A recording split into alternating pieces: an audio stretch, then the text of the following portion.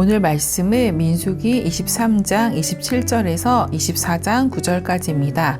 제가 5절부터 7절까지 봉독하겠습니다. 야곱이여 내 장막들이 이스라엘이여 내 거처들이 어찌 그리 아름다운고 그 벌어짐이 골짜기 같고 강가의 동산 같으며 여호와께서 심으신 침향목들 같고 물가의 백향목들 같도다. 그 물통에서는 물이 넘치겠고 그 씨는 많은 물가에 있으리로다. 그의 왕이 아각보다 높으니 그의 나라가 흥왕하리로다. 아멘. 여러분, 아침에 거울 앞에 서면 가장 먼저 무엇이 보이시나요? 피곤한 얼굴, 흐트러진 머리, 혹은 내가 싫어하는 나의 모습부터 눈에 들어오지 않으시나요? 우리 마음도 마찬가지입니다. 현재 부족한 모습, 실수했던 장면, 무너졌던 기억이 먼저 떠오릅니다.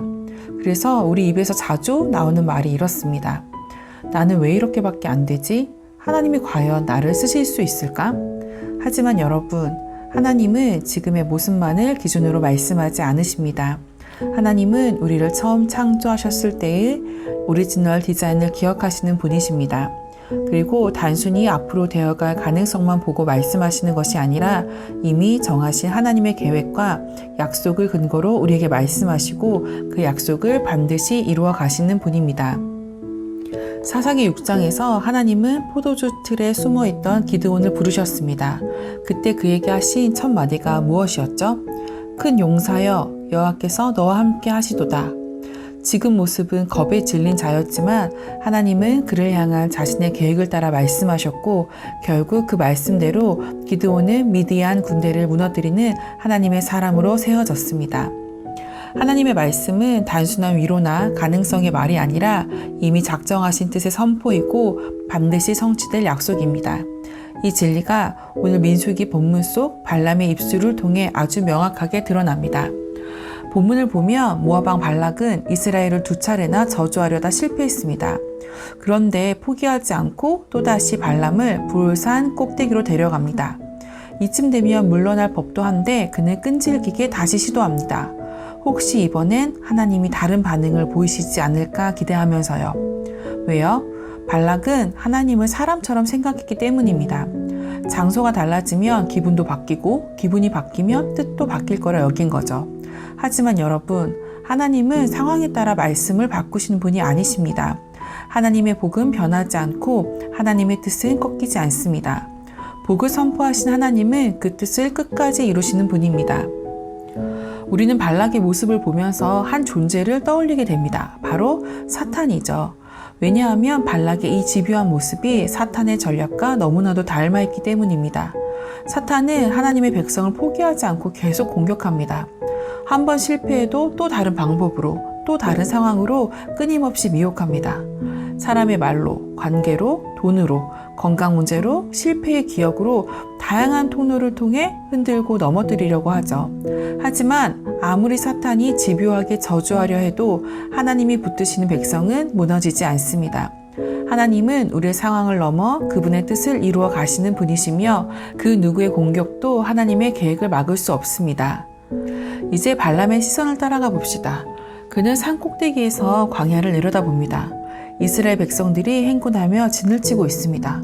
피곤하고 지치고 물도 없는 황량한 땅 위에 그들의 삶이 펼쳐져 있습니다. 그런데 그 상황을 보고 발람이 이렇게 말합니다.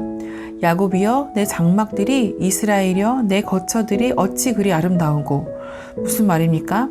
지금 눈앞에는 먼지만 날리고 초라한 텐트 몇 개뿐인데요. 발람은 하나님의 시선으로 이스라엘을 보게 된 것입니다. 지금 상태가 아니라 하나님이 이미 정하신 약속과 계획이 성취된 모습을 본 것입니다. 그래서 그는 이어서 이렇게 예언합니다. 그들은 강가의 동산 같고 여호와께서 심으신 백향목 같도다. 그들의 왕은 아각보다 높고 그의 나라는 흥왕하리로다. 그때 이스라엘은 아직 나라가 아닙니다. 왕도 없습니다. 하지만 하나님은 그 백성에게 이미 나라를 주셨고 왕이 일어날 것을 정하셨습니다. 그리고 그 뜻은 반드시 이루어질 것입니다. 하나님은 상황을 기준으로 말씀하시는 분이 아닙니다.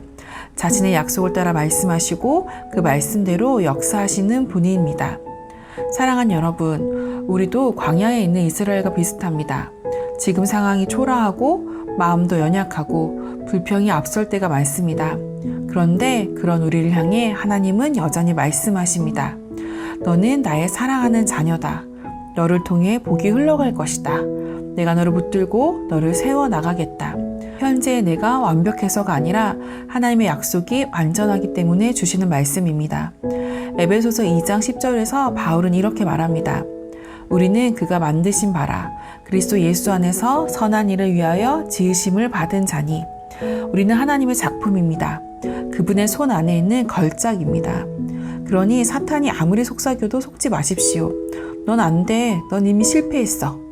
이런 말이 들릴 때마다 이렇게 선포하십시오.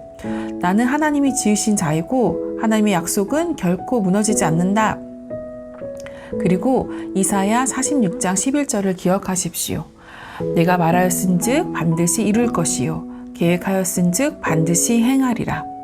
하나님은 약속하신 것을 반드시 이루십니다. 야곱도 그랬죠. 수많은 실수와 도망 속에서도 하나님은 그를 통해 12지파를 이루셨습니다. 그의 연약함보다 하나님의 언약이 더 강했기 때문입니다. 사랑하는 여러분, 지금 내 삶이 광야 같아도 하나님은 그 안에서 동산을 보고 계십니다. 지금은 텐트뿐인 초라한 자리 같아도 하나님은 그 위에 왕국을 세우시고 계십니다. 하나님은 나의 상태가 아닌 그분의 언약을 따라 나를 보시고 말씀하시며 그 말씀을 멈추지 않고 이루어 가십니다. 그러니 오늘 이 시간 내 감정과 상황을 기준으로 나를 해석하지 마시고 하나님의 시선과 약속으로 나를 해석하시길 바랍니다. 그리고 주변 사람들에게도 그들의 현재 모습이 아니라 하나님이 보시는 가능성과 계획을 품고 바라보는 은혜가 있기를 축복합니다. 우리는 아직 완성되지 않았지만 하나님은 이미 끝을 보시고 시작하신 분입니다. 그분의 손에서 그분의 약속 안에서 우리는 반드시 자라가고 세워지고 열매 맺게 될 것입니다. 함께 기도합시다. 사랑하는 주님, 지금의 내 모습은 부족하고 연약하지만 주님은 나를 창조하실 때의 마음으로 여전히 바라보고 계심을 믿습니다. 광야 같은 삶 속에서도 저를 향한 주님의 계획은 멈추지 않고 세상이 내게 던지는 저주보다 주님의 약속이 더 크고 강하다는 것을 고백합니다. 이제 내 시선이 아니라 하나님의 시선으로 나를 보고 나를 향한 사람들의 평가가 아니라 하나님의 약속을 붙들고 살아가기를 원합니다. 지금은 작고 보잘것없는 나의 삶 위에도 주님의 나라가 세워질 것을 기대하며 나의 오늘을 주님께 맡겨드립니다. 감사드리며 예수님의 이름으로 기도합니다. 아멘. 사랑하는 여러분, 하나님은 지금의 모습이 아니라 처음부터 계획하신 뜻을 따라 우리를 이끌어 가십니다. 광야 같아 보여도 낙심하지 마십시오. 하나님은 그 안에서 여전히 동산을 보시고 우리를 향한 약속을 이루어 가고 계십니다. 그 믿음을 품고 오늘도 담대히 살아가시기를 축복합니다.